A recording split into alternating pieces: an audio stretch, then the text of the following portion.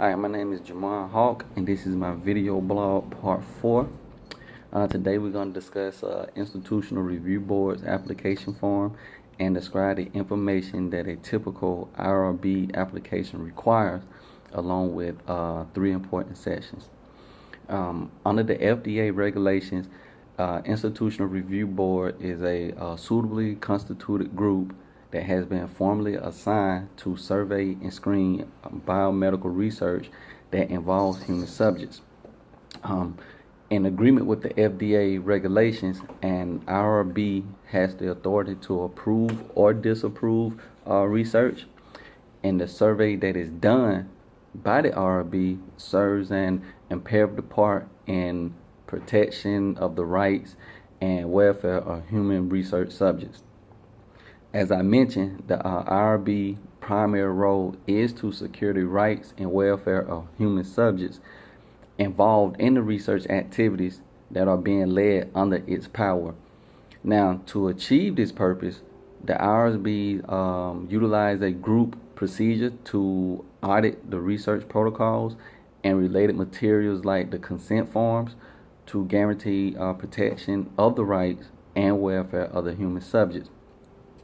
In addition, as a secondary purpose, the IRB must look to guarantee that the universities, the partnering foundations, and the agents that it serves are agreeable or in compliance with the moral values and guidelines that governs the human subject.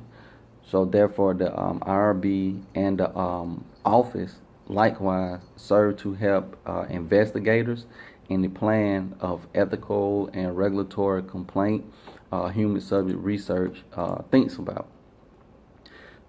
So the second part will be the 3 important sections to me and on the IRB application, and the first one would be the IRB supporting data.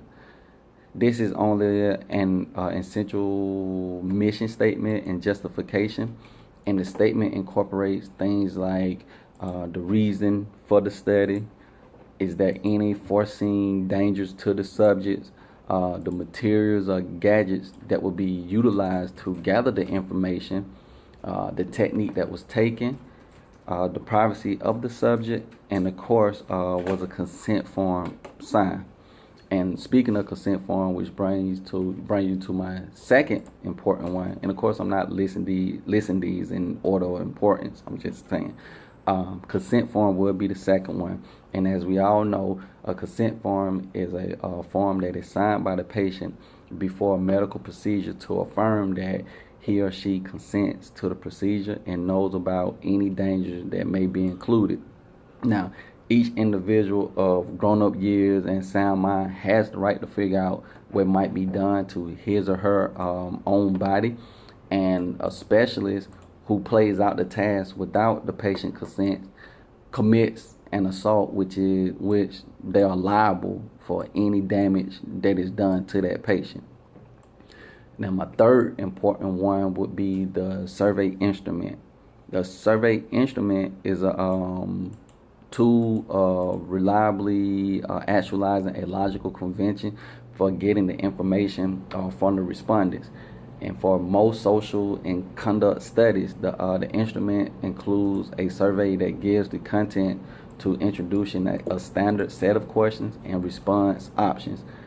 The survey instrument may incorporate questions that address particular examination goals and may likewise be utilized to gather statistic data for computing study weights, meaning that it weighs the data or it weighs the answers or the response from the subject.